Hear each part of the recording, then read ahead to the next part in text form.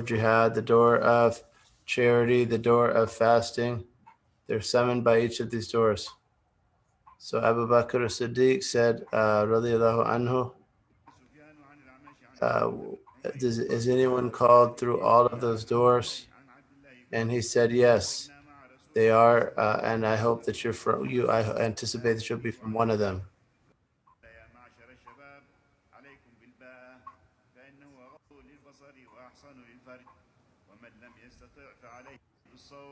Sallallahu alaihi wasallam.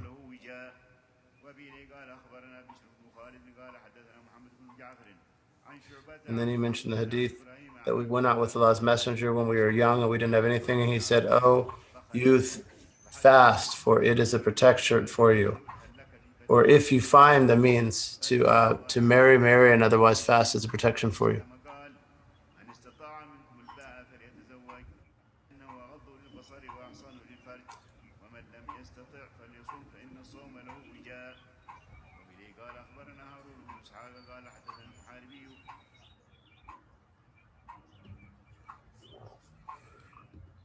And the same hadith, but in that hadith, in the next hadith, Uthman said, is there a young woman that we can help you marry? And then the Prophet ﷺ mentioned that hadith, the one who is able to marry, let him marry, and if the one who's not able to, let him fast. Fasting is a protection for him or shield for him.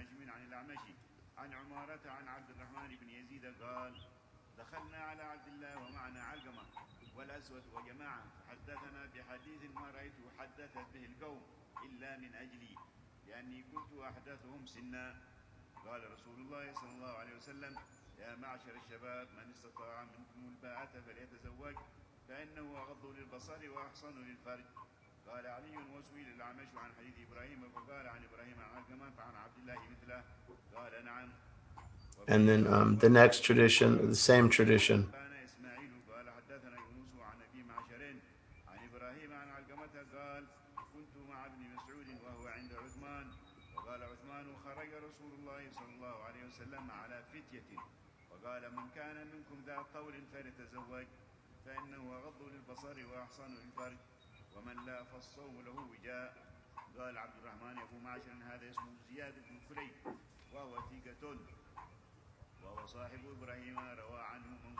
And the same hadith, and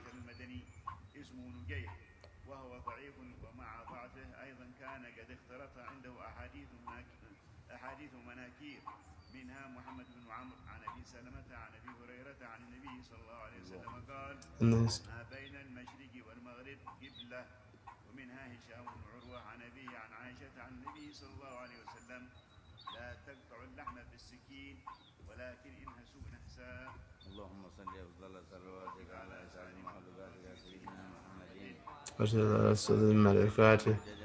من صلى الله عليه وسلم عدد معلوماتك وتبدأ كلماتك كل ما ذكرك وذكر الآخرون ولم ذكرك حافظون اللهم صل على سيدنا وعلى سيدنا ملكاتك محمد وعلى آله وصحبه وسلم ونعطي بذلك كلماتك كل ما ذكرك وعن ذكرك وذكره الغافلون ما صلى الله عليه على سر ملكاتك سيدنا محمد وصحبه وسلم أتكم بدار كلماتك كل ما ذكرك ذكر ذكرك وذكره الغافلون. Umar said, praise be to Allah who in his generosity gave us his great Sharia and clarified its rulings on the tongue of the Prophet ﷺ, the one of the great station. May Allah send prayers, peace, blessed and noble, your slave, O Allah, Muhammad bin Abdullah, and his family and companions and those who travel along his way, of those of healthy hearts and his forefathers and messengers of prophets and messengers, upon their families and their companions and all of them who follow them in good, and upon all of your pious servants and upon us with them and among them. By your mercy, O most merciful of the merciful.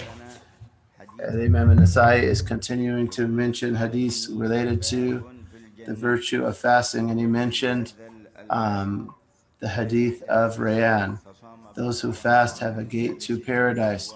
This gate is for those who are concerned with fasting. For example, after Ramadan, they fast the 6th of Shawwal, the day of Arafah, the day of Ashura, and 3 days of each month. And then if you fast in addition to that, Monday and Thursday,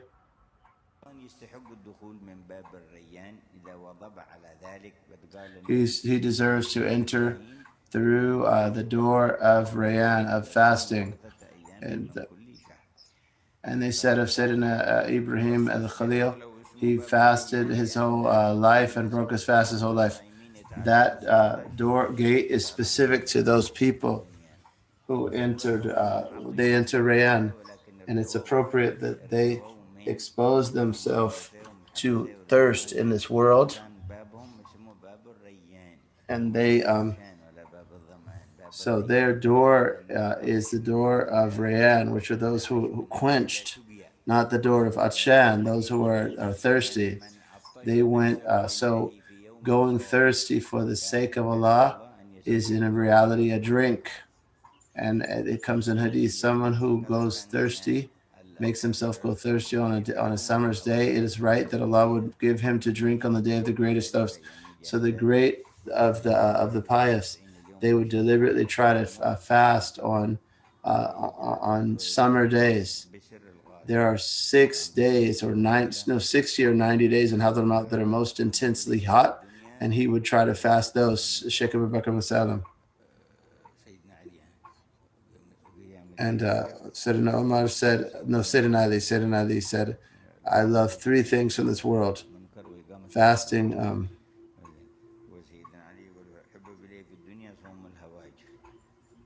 Sayyidina Ali said, I've been made to live 3 things in this world: fasting in the summer, striking with the sword, and showing generosity to guests. It's a rhyme in Arabic. And then he mentions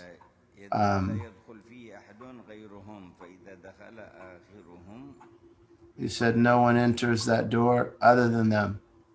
When the last of them have entered, and those who enter it drink, and they're given a certain drink when they first enter the gate of paradise, because they refrain from drinking for Allah's sake in this world, and the one who drinks that is not thirsty ever. And it's also in the hadith, another hadith, he mentioned 3 or 4 gates of paradise. Someone who spent 2 types of wealth, of whatever types of wealth. He spends 2 types of wealth. Someone who spends 2 types of wealth. 2 things. There's no Muslim slave who spends from each of his types of wealth 2 pieces, except that he deserves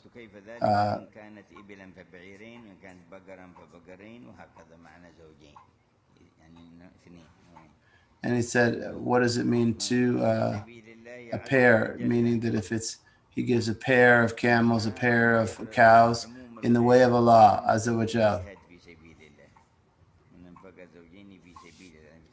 And he said, either generally, either in the way of Allah in general, or in the way of Allah in specific, or of good in general. And then the Prophet ﷺ mentioned the gates of paradise. Someone who is from the people of prayer. He does his before after sunnahs, his witr, his dua prayer. He doesn't miss witr, he doesn't miss before after sunnahs, he doesn't miss dua prayer. He deserves to be invited through the gate of prayer. He also prays the Eid prayers and the eclipse prayers. He's from the people of prayer, those who do a lot of voluntary prayer. What about people who prayed 100, 200, 1,000 rak'ahs in a day and night? And then above that, all of their surrender. Ali bin Hussein, every night he prayed 1,000 rak'ahs, and he cried with each of his eyes. and he had two black lines on his cheeks from the tears that he cried. Those are the people of prayer. They're summoned through the gate of prayer. If someone is from the people of jihad, in many of his times of his lifespan, he was striving in the way of Allah. He's summoned through the gate of jihad. If he's from the people of charity, after zakat, they show concern for the poor and the needy, and they give a lot of charity. There's no day that they don't give a charity, even if it's a little. So the Prophet mentioned these gates of paradise, and there's also a gate that's mentioned in hadith, the gate of duha prayer, the gate of wudu, the gate of those who swallow their anger. And there's a door other than those 8 doors, specific to the elect of the Ummah of Muhammad. And that's those. They say those people enter through who have no judgment. There's a specific door for some of the elect of the Ummah, those who have no judgment upon them from the Ummah. La hisab alayhim. It's the right door of paradise. It's called the door of those who depend upon Allah, those who have no judgment upon them. Sayyidina Abu Bakr, he said, is there anyone that is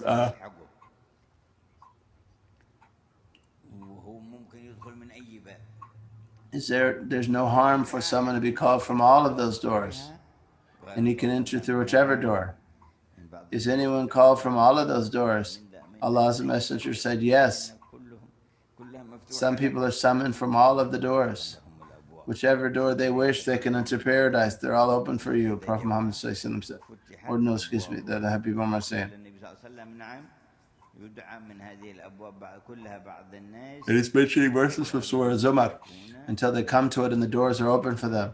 So Sayyidina Allah's Messenger said, yes, some people are summoned through all of the doors, and I hope that you'll be one of them. May Allah be well pleased with Abu Bakr as-Siddiq. Comes in the hadith of Imam Muslim. Someone who makes wudu and then says, Ashhadu an la ilaha illallah wahdahu la sharika lahu, ashhadu anna sayyidina Muhammadan rasuluh. All 8 doors of paradise are open. By persisting in this dhikr after every wudu, the 8 doors of paradise are entered for a person, and he can enter through whichever door of paradise they wish. This is a blessing for this nation from this grace.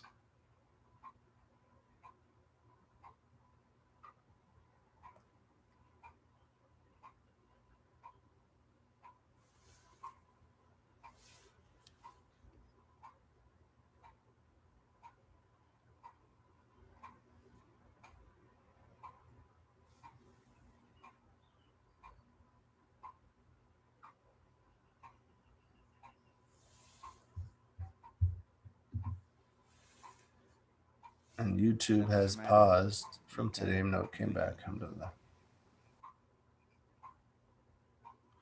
And he said, this isn't by clothes or how you look, but by pious deeds. And they enter paradise based on their good deeds in this world. And the angels love the pious from the children of Adam. They're happy about them. And this virtue of Sayyidina Abu Bakr is a great virtue indeed in this hadith that the Prophet ﷺ mentioned.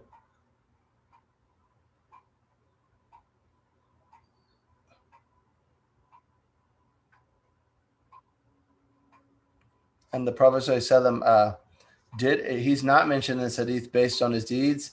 He's mentioned by his person, right? And then the next hadith, they said, we went out with Allah's Messenger while we were youth, shabab. And before 30, they're called a shab. And they said, and we didn't have anything. We didn't have anything. And the Prophet ﷺ said, oh, youth, you must marry if you find the ability. In the hadith of Muslim.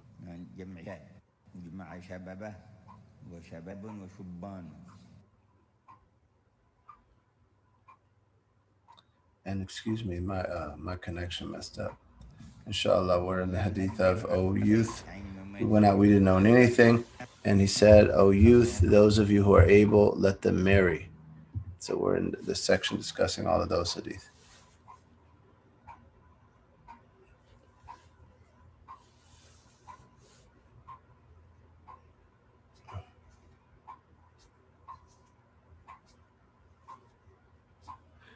And he said that this is a wija, and that is like a type of that is something that they would do to a stud animal to make it like, making it not procreate. And they said that fasting does that for a person. And then the next hadith, the one who's able to endure the who has the wherewithal, who has the need and the wherewithal, let him marry, for surely it is more given to lower his gaze and more preserving of his chastity. And the one who's unable, then let him fast, for surely it is a protection for him.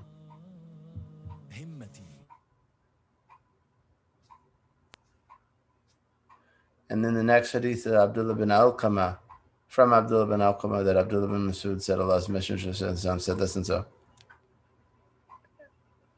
And he mentioned the same hadith with a different chain.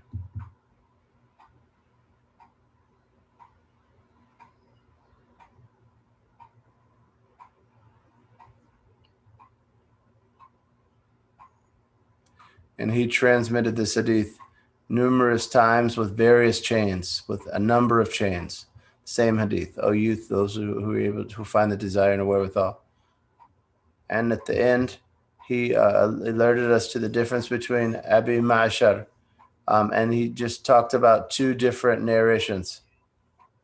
So one of them is named Ziyad bin Kulayb, and there's another Abu Ma'ashar who is his name is Naji, and he's a weak narrator. So they call them both Abu Ma'ashar.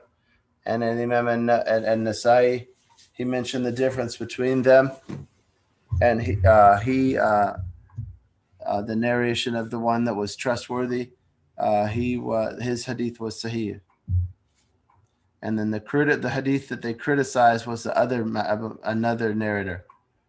And that's the hadith that between the east and the west is the Qibla. And because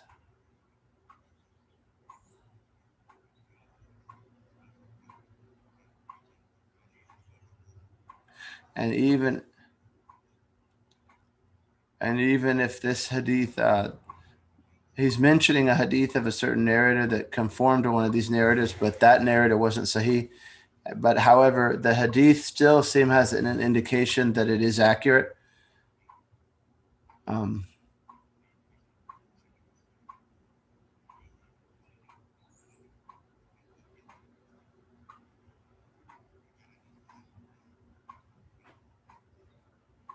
So it's and that hadith is an indication of. That's an indication. Hadith is an indication of the direction of the Qibla. And also this, again, the weak narrator has a hadith, don't cut meat, but bite off the meat. And he said, if you're going to eat this or that, both of them are acceptable. And biting the meat rather than cutting it, that is, there is a basis for that in the Sunnah.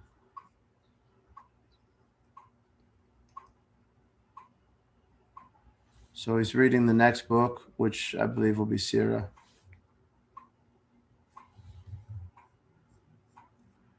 You mentioned the author said.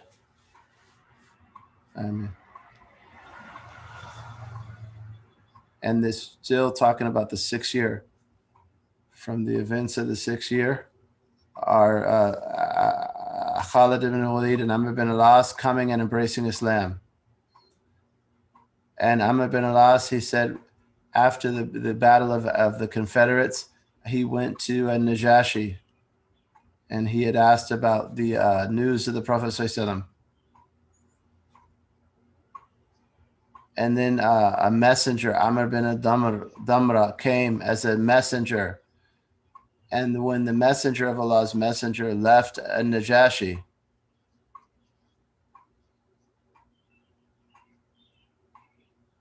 and Amr bin Alas asked Najashi to give this messenger as a prisoner to him, he got angry. He said, "You want me to take the emissary of someone who's come, the archangel comes to?" And he had a back and forth with the Najashi, and then he embraced Islam. Amr bin Alas embraced Islam on the hands of Najashi, and then he was headed to meet the Prophet ﷺ in Medina, and Khalid bin al-Walid met him on the way. And he said, "I'm going to go to him and embrace Islam." And Khalid said, "I didn't come for anything except that." So then they went to the Prophet ﷺ. And Khalid bin al-Walid went first and embraced Islam and made an oath to Prophet Muhammad ﷺ. And then Amr bin Alas, he said, I will make an oath to you that Allah forgive my previous and later sins.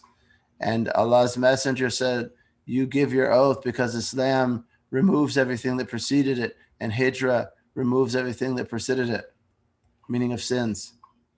So when the Prophet ﷺ saw them, the two of them coming, he said to his companions, "Mecca has cast its best, the best of its liver," meaning like it's things very dear to it.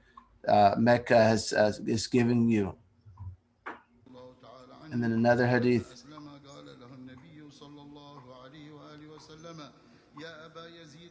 And Abu Yazid embraced Islam. He said, "I love you, two types of love. A love due to my kinship, and a love that Allah gave me."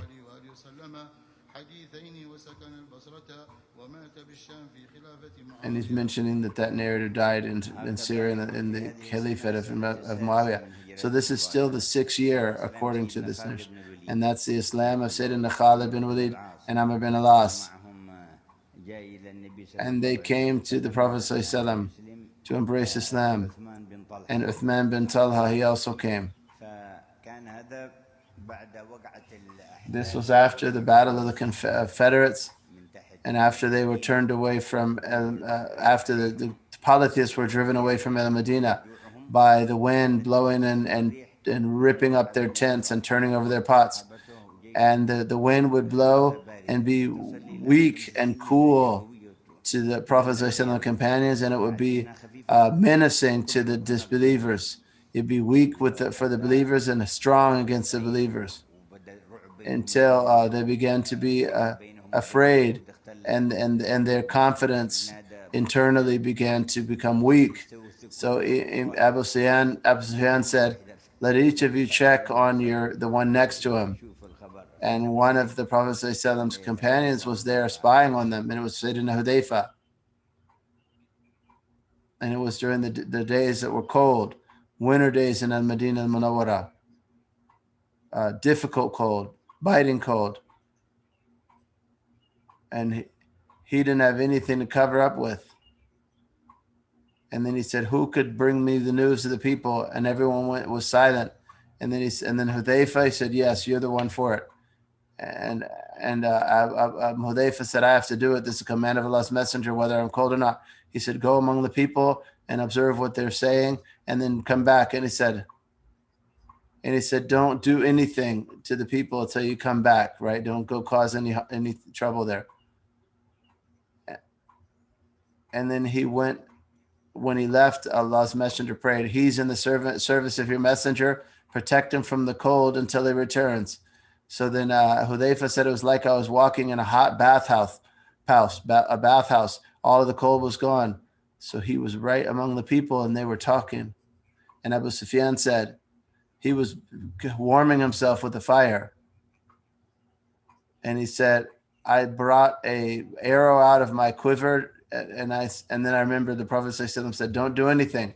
So then I put my arrow back." And then Abu Sufyan said, "Check on the person next to you." So then Hudayfa grabbed the guy and said next to him and says, "Who are you?" So that no one would ask him who he was.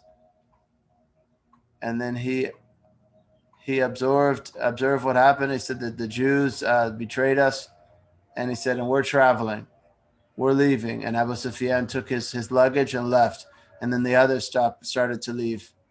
When Hudayfa returned, may Allah be well pleased with him, he found Allah's messenger standing praying, and he had a blanket over him that he was wrapping himself in. And then when he entered, Allah's messenger, as soon as I got back, I got cold. Hudayfa said, as soon as I returned, I got cold. As soon as I returned, the cold returned to me. And he was praying, and he had this blanket over him, and then he indicated for me to come close, and then he covered me as well, so with the blanket he was praying in. And then he completed his praying. He said, what's the news of so-and-so? And he said, the people are traveling away. They're fleeing. This and that happened, and this is what I learned. May Allah be well pleased with Hudayfa.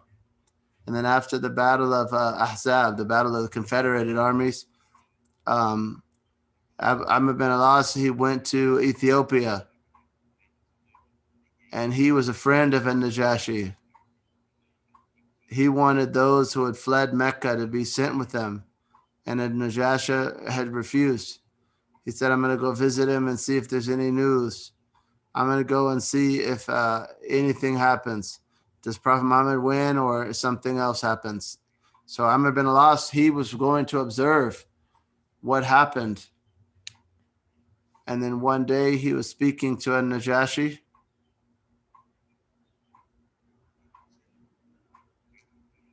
and Amr bin Umayyah al-Damri had arrived. He was the emissary of Allah's messenger to An-Najashi, because in the 6th year after the returning from Al-Hudaybiyah, the Prophet ﷺ sent letters to the kings that surrounded him. So he came into An-Najashi.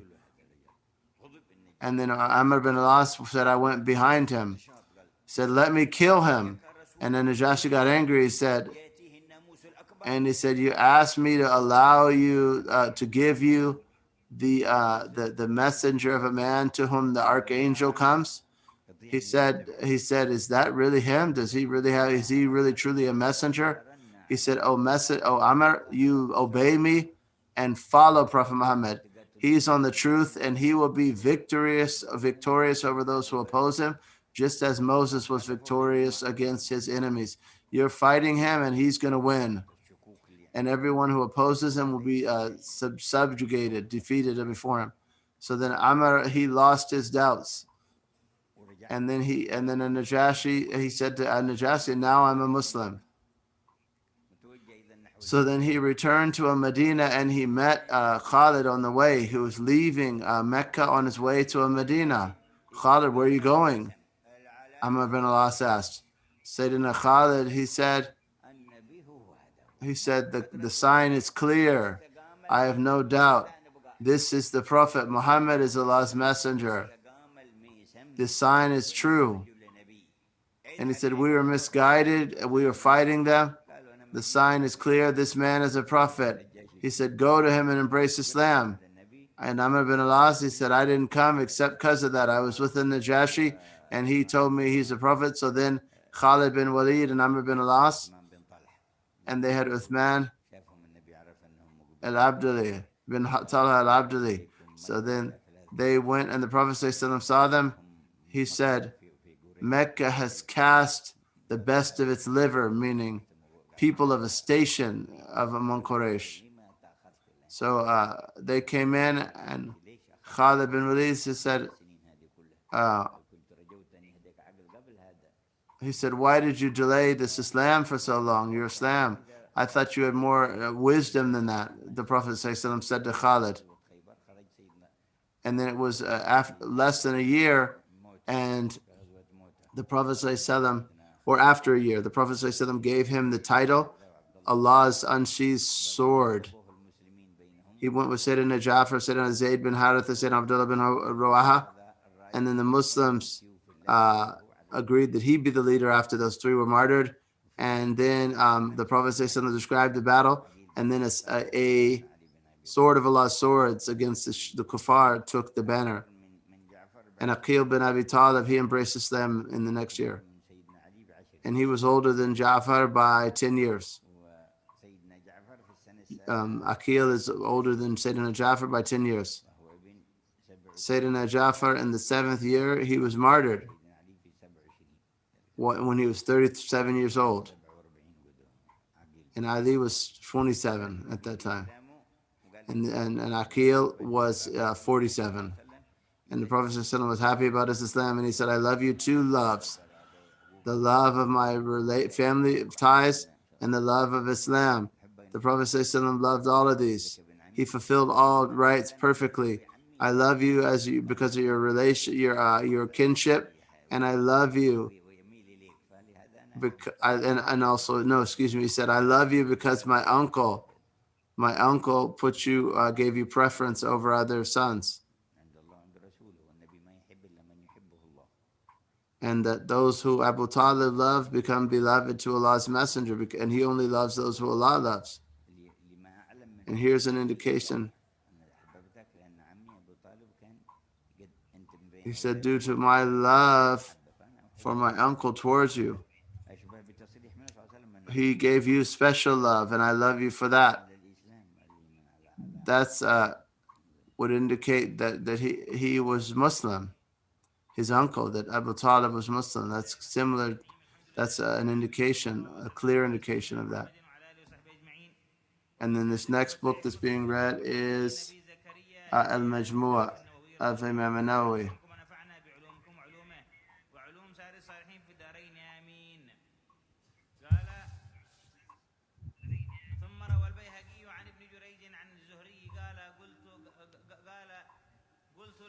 He mentioned that Al-Bayhaqi narrated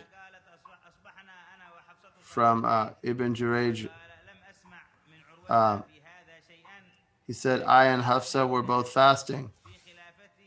And then he said that I didn't hear anything like this from Urwa.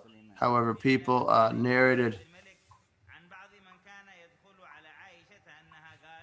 about the difference of opinion of in the caliphate of Sulaiman bin Abdul Malik, from some of the people that said that Aisha said, Hafsa and I were were fasting one morning, so we were given a gift and we ate. And then Allah's Messenger came in, and Hafsa was quicker than me, and she was the father of her daughter of her father. And then the Prophet she told the Prophet and he said, make up a day in its place. It's narrated by Abdul Razak and Muslim bin Khalid bin Jurayj. And then he mentioned a different change of Sayyidah Aisha, and the Prophet said, fast a day in the place for that voluntary fast she broke. And then another narration, Bayhaqi narrated with his chain that Zuhri told from Aisha, and he mentioned the same hadith with a gap in the chain. Sufyan, he said, is that an Urwa? I said, no.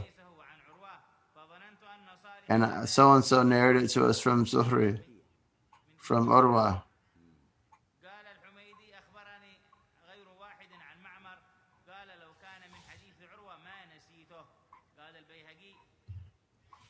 And this is another chain. And they're all talking about was this hadith narrated from Urwa or not? And he said another, there's clear testimony that he didn't hear that hadith from Urwa. Tirmidhi said, he asked Bukhari about that, and he said the hadith of Zuhri from Urwa from Aisha is not sound, it's not sahih. And then all of this is mentioning that hadith has a disconnect in the chain.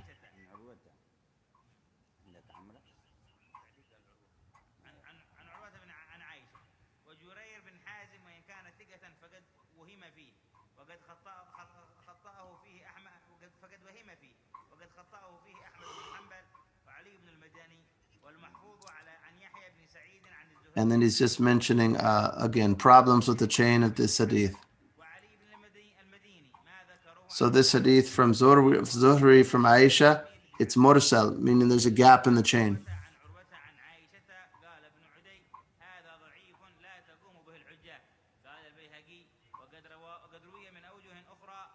And again, Ibn Uday mentioned that this hadith, there's weakness in it. And none of the chains of this hadith are valid.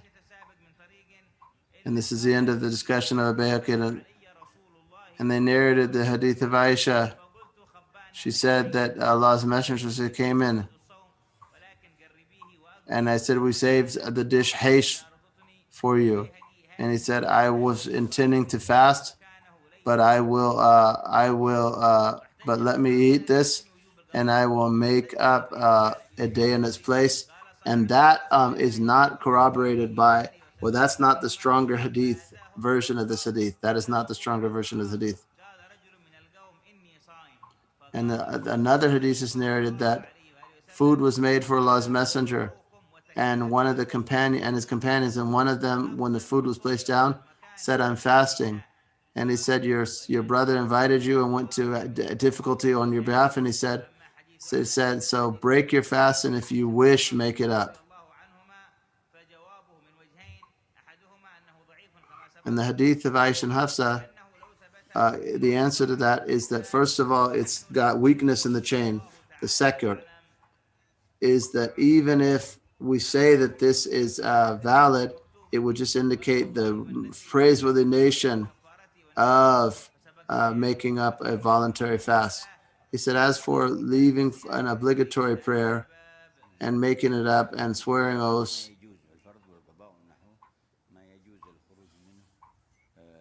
it's forbidden to break an obligatory prayer or a make-up fast if you've begun it, as opposed to a voluntary fast. And we know the position of the Hanafis and Malikis is that when you begin a fast that is voluntary, you're not permitted to stop it until you complete it. But the Shafis, the Hanbalis, they said that the one who's doing voluntary prayers is his own commander. If he wishes, he could complete it, or he could not make it. Then Hanafis and the Malikis, they say if he leaves a voluntary prayer with an excuse, without an excuse, he has to make it up. And then the Malikis have some more detail about that. And then the next book is a book of Habib Abdullah bin Hussein bin Tahir in his book Majmu'a.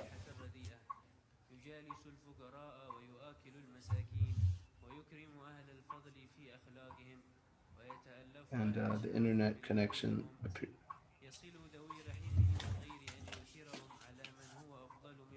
Allah's Messenger would maintain ties of kin without giving them preference over those that were better than them. He would joke, and he would only say the truth. He would see permissible games and not criticize them. No time would pass except that he had a pious work taking place in there. He would visit the farms of his companions.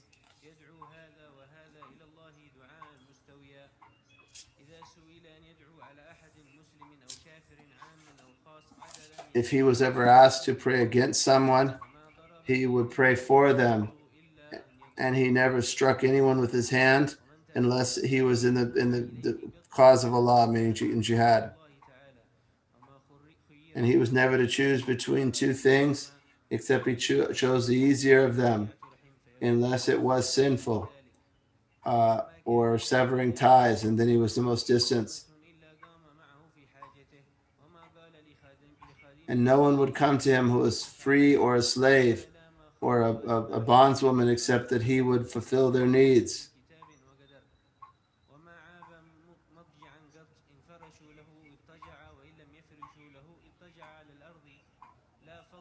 He was neither harsh nor hard-hearted, nor did he shout, nor did he respond for wickedness with the same, but pardon he would overlook.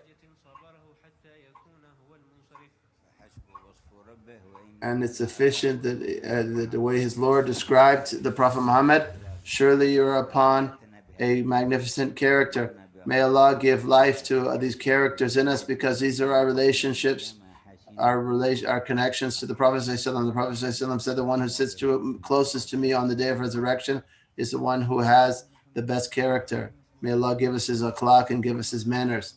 And this is a book of Habib Omar in a commentary on one of Imam Haddad's book, poems. May Allah give us benefit by him and you and all of the pious. He said, if you will and hoped in an affair, if that is noble, if it's elevated, beloved to your Lord, then hope, apply it, but come through the proper door, stay at the door, and that's the door of your Lord. And do not be greedy, because the one who's greedy is base and low and blameworthy. Stand at Allah's door and you'll be accepted and you'll get what you're requesting. And those who stand at the door of Allah, Allah gives them things that don't even occur to their mind. Allah gives them beyond what they ask for when they ask at his door. If you wish something, ask Allah for it. He is the giver of great good, the one who gives great good and who gives gifts. He gives abundance without minding. And Allah said, seek from your Lord that hopefully I will not be let down by the prayer of my Lord. And then Yaqubi said, I only complain about my sadness and sorrow to Allah. And he said, so don't seek anything except from Allah. Some of them may think that it's okay. However, Yaqub said, I only complain about my sadness and sorrow to Allah. And I know from Allah what you know not. And then his brothers came back and they said, our brother, seek forgiveness for us for our sins. We were sinners. And he said, I'll seek the forgiveness of my Lord. He's all forgiving, the all merciful. And what he had predicted is the only thing that occurred. And they said, go look for Yusuf and his brother and do not lose hope from the mercy of Allah. Only the disbelieving folk lose hope from the mercy of Allah. And generally, Allah doesn't allow the heart, empower the heart to request from him well, except that Allah wills to give the person whatever he asks. And don't see anything too much for Allah, anything too great from Allah. All of the affairs of good, when you want it from the custom of Allah's grace and goodness to his servants, ask him for it and seek from him truly and persist and stand at the door of Allah and you'll see the answer. If you want something, ask Allah. He is the gracious, the giver. He gives abundant good, and his is praise and his is favor. And specifically, as you heard, in the days of Ramadan, its nights, in the completion of Ramadan, in the day of the Furqan, the soundest position is the 17th of Ramadan. That was the night that Jibril came and brought revelation to the Prophet Muhammad in the cave. Recite in the name of your Lord who created. That's the soundest position. The eve of the 17th and the eve of Badr, that was when the revelation came. We should pray and turn to Allah for the ummah. Allah loves those who repeatedly ask him in prayer. And we ask for good and ask for abundance and munificence and divine grace. And all of these nights of the remainder of this month are months of the generosity of Allah, the most generous, the munificent. And our brothers are coming from other places, and elders and people of knowledge. May Allah, and we have the Imam of Masjid Balawi and his brothers have come.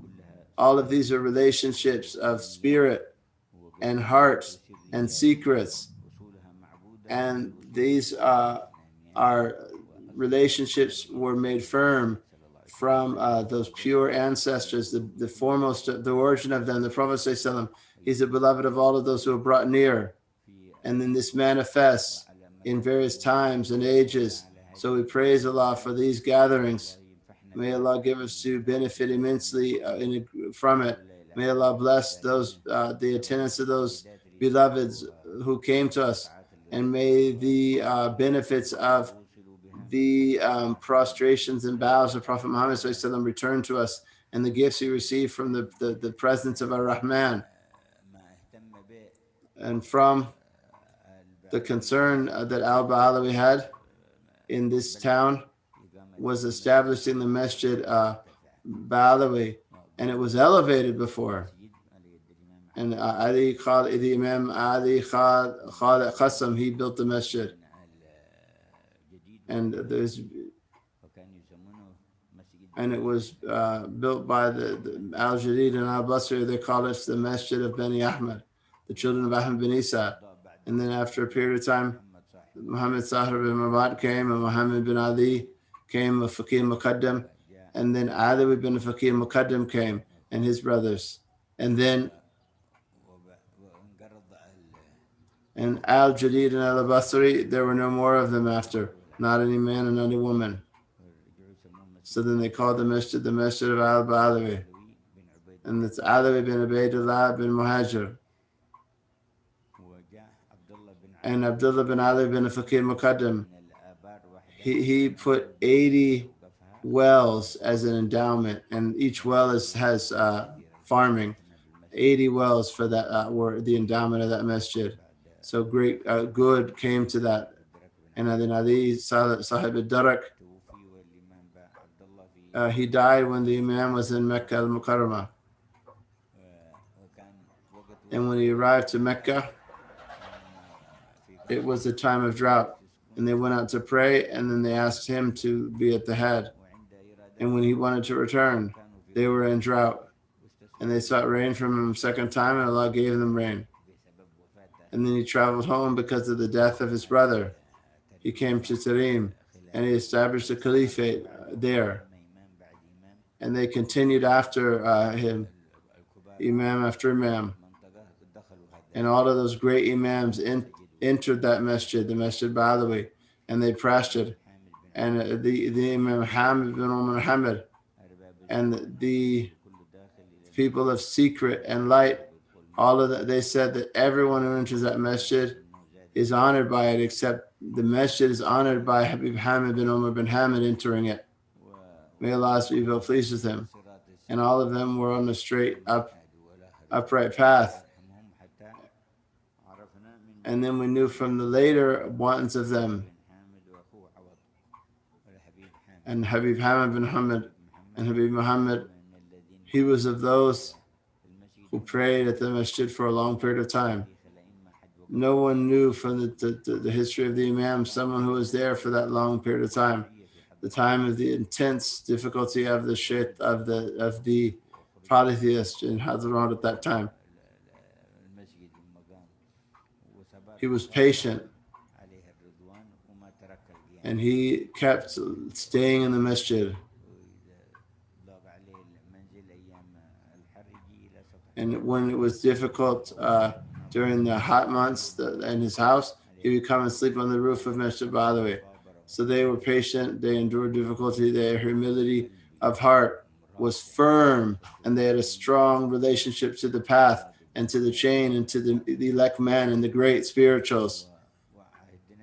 And we knew the father of this Imam.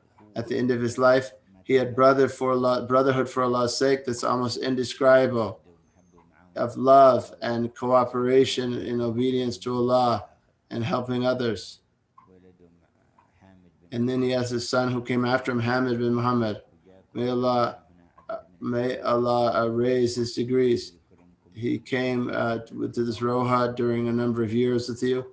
We gave him an ijazah and remind him of these obligations.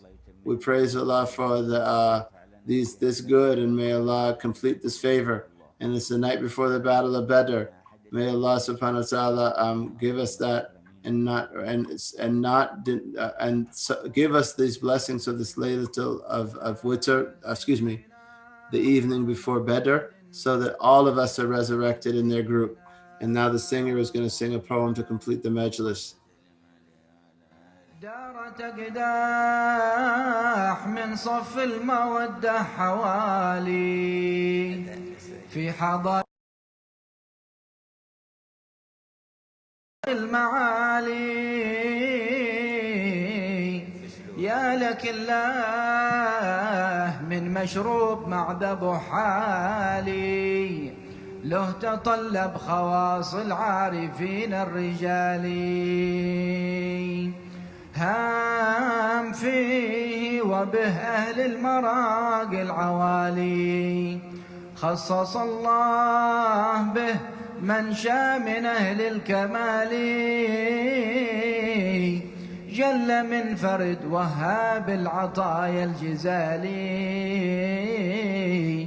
قد سما فضل ربي عن حدود ومثالي. ما يعبر عن المعشار كل المقالي، ما يعبر عن المعشار كل المقالي، ما هي إلا مواهب وعطاء عالي غالي. حال أهل المودة قد سما كل حالي، نالوا القصد لعلى في مسيح المجالي. يا أهل سر المودة يا أهل ذوق الوصالي، انظروا عبدكم قد قام بالباب خالي، يرفع الكف بالذل، يرفع الكف بالذل للعلي وابتهالي. ربي فانظر لأهلنا ومن لي موالي، والذي له بنا لله صدق اتصالي، اجمع الكل في ساحات مولى بلالي. سيد الرسل حامل للحمول الثقالي، لي به طاب عيشي وزماني صفالي. سيد الرسل حامل للحمول الثقالي، لي به طاب عيشي وزماني صفالي. به صلح لي ومن والى وود كل حالي، ها هنا ثم في البرزخ ودار المآلي. إن لي قلب يذكر ساعة الاتصال، واللقاء عند حوضه والمعين الزلالي. في معاني سمت عن نطق بل عن خيالي، عند بنته منى قلبي مسرات بالي. هي سروري وهي أنسي بها القلب سالي، هي مرادي وبالعذال ما نام بالي. هي رعتني وراعتني وشدت حبالي، ثم باب المدينة من له القدر عالي. والحسن والحسين أهل المراق الطوالي، هم ليوثي وحصني هم جنودي رجالي. ما أعول إذا راعوا بسافل وعالي، يا إلهي بهم حقق جميع السؤال. واصلح الشان واكفي كل حاسد وقالي، واختم العمر بالحسنى نهار ارتحالي. وعليهم فصلي دائما في توالي، وعلى صحب ختم الرسل طه وآلي، والحمد لله رب العالمين. أعوذ بالله من الشيطان الرجيم. بسم الله الرحمن الرحيم. ربنا آتنا في الدنيا حسنة وفي الآخرة حسنة وقنا عذاب النار.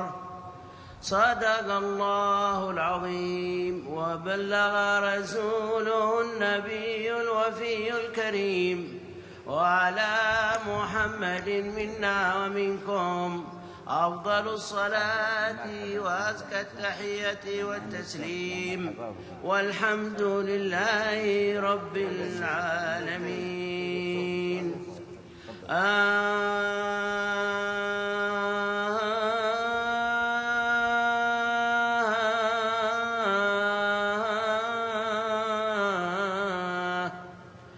وفر الحظ من رمضان يا ذا الجلال، آمين.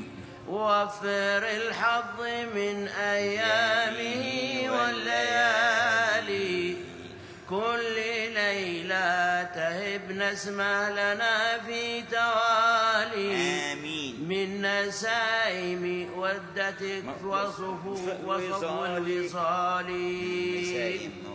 ليلة القدر نشهدها بأقوى اتصال آمين. ربي فضلك لنجعلها جميع الليالي كل ليلة لنا تشرق بنور يلالي نشرب الكاس من عين الشهود الزلالي آمين. صل وصل يا إلهي بالمشفع حبالي ونكون بباله كل حين وحالي ربي هذا الدعاء وانت مجيب السؤال فارحم العبد لي مد اليدين بابتهالي ربي واشمل بها أهلي وكل العيال والمحبين والمحسن وكل موالي ربي واشمل بها أهلي وكل العيال والمحبين والمحسن وكل موالي بركة المصطفى المختار بدر الكمال وعليه فصلي مع صحب والي عدد الخلق تترى دائما في توالي والتابعين وسلم إلى نهار السؤال والحمد لله رب العالمين. رتب الفاتحة. أقل شيء فاتحة. أقل أن يرجع عن والدك وعن جدك مبدأ أقل شيء ترتب الفاتحة وبتجيزهم اللي رتبهم الفاتحة. اسمع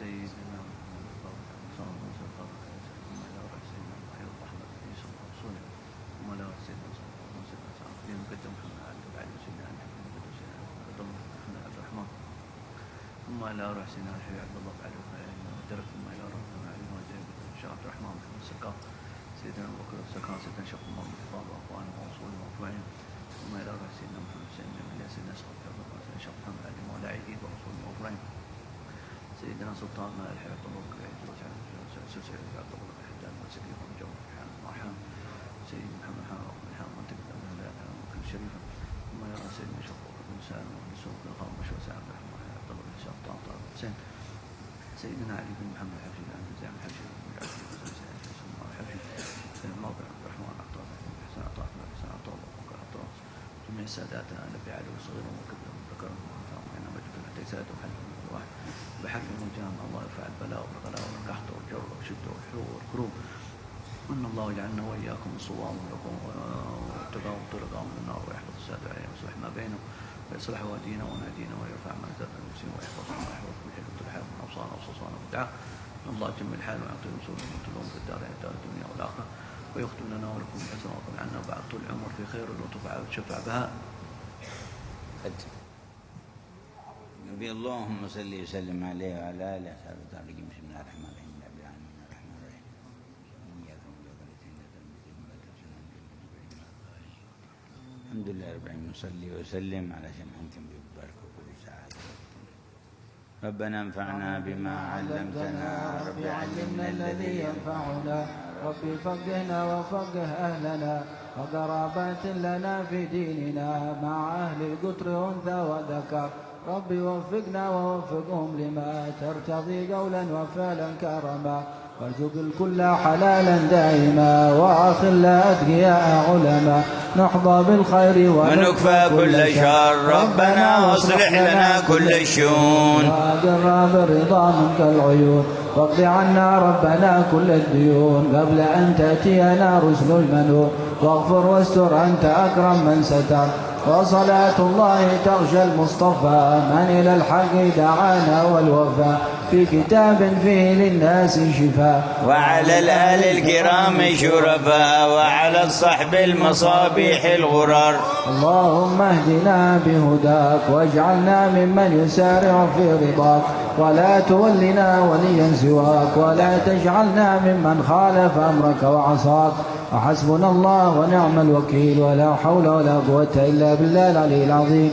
وصلى الله على سيدنا محمد وآله وصحبه وسلم. يا ربنا اعترفنا بأننا اغترفنا وأننا أسرفنا على لظى أشرفنا فتب علينا توبة تغسل لكل حوبة واستر لنا العورات وآمن الروعات واغفر لوالدينا ربي ومولودينا والأهل والإخوان وسائر الخلان وكل ذي محبة أو جيرة أو صحبة والمسلمين أجمع آمين ربي أسمع. فضلا وجودا منا لا باكتساب منا بالمصطفى الرسول نحظى بكل زول. بالمصطفى الرسول نحظى بكل زول. بالمصطفى الرسول نحظى بكل زول. صلى وسلم ربي عد الحمد وآله والصحب عداد طش السحب والحمد للإله في البدء والتناهي.